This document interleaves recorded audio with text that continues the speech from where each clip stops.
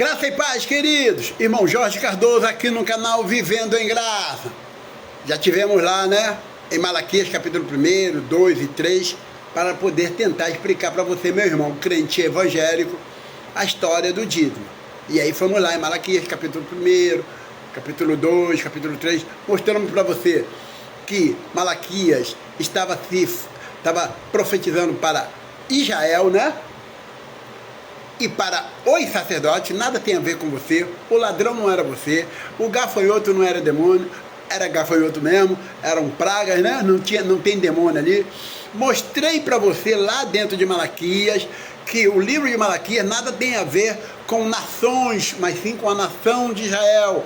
Vós e toda a nação, em que me roubar, vós e toda a nação, né? Não está no plural, está falando com os sacerdotes, está falando com o povo de Israel. A história do dízimo eu estou contando para você.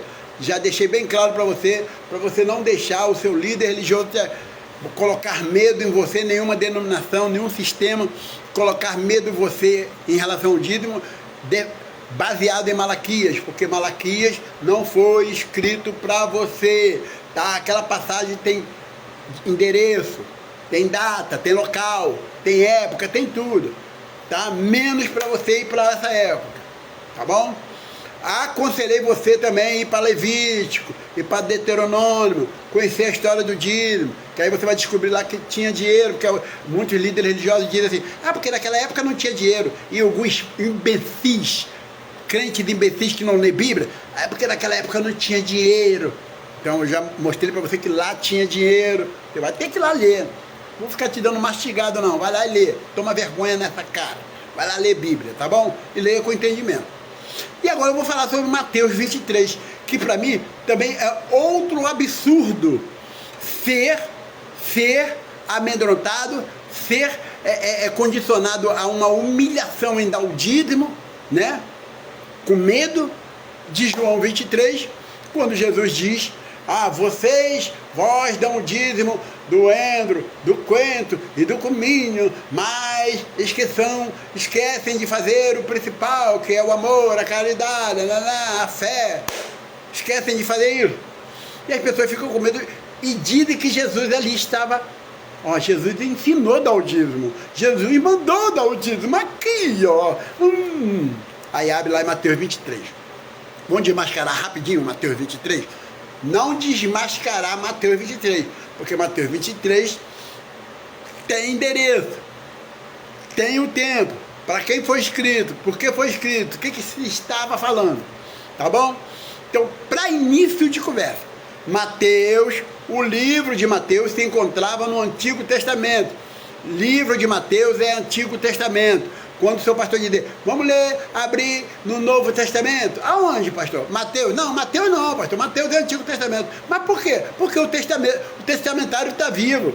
Jesus está vivo nesse livro. Só passa a ser Novo Testamento depois que o testamentário morre.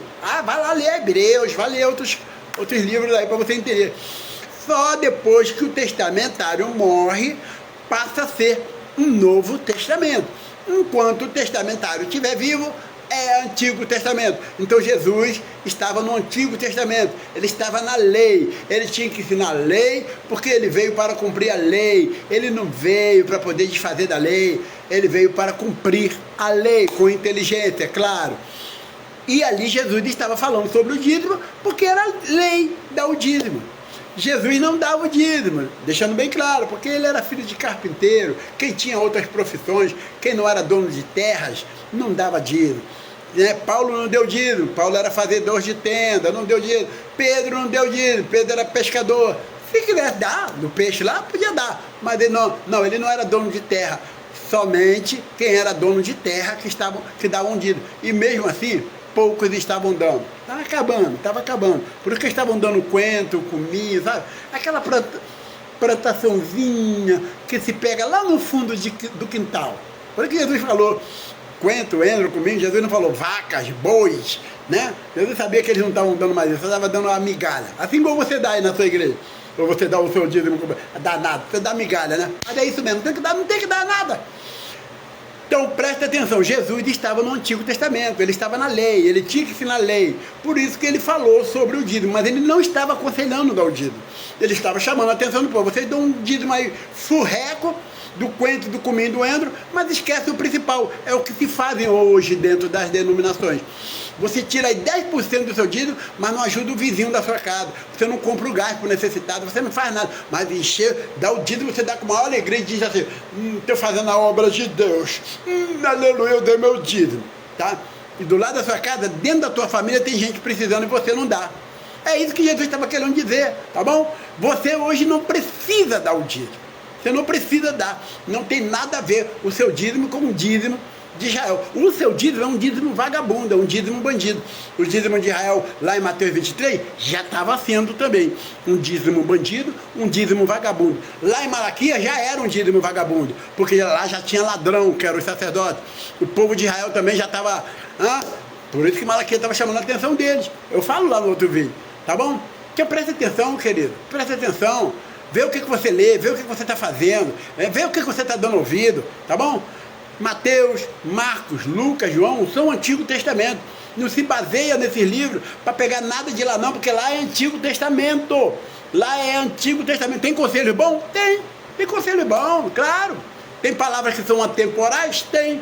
Conselhos que são atemporais? Tem. Mas a maioria é temporal, é só para aquele tempo, só para aquela época, só para eles. Tá bom, querido? Quer continuar dando seu dízimo? Dá, mas mais uma vez eu vou falar a mesma coisa que eu falei no outro vídeo. Quando você descobrir a verdade do seu dízimo, você vai chegar para o seu pastor e vai falar para ele assim, vai trabalhar vagabundo. Que Deus nos abençoe.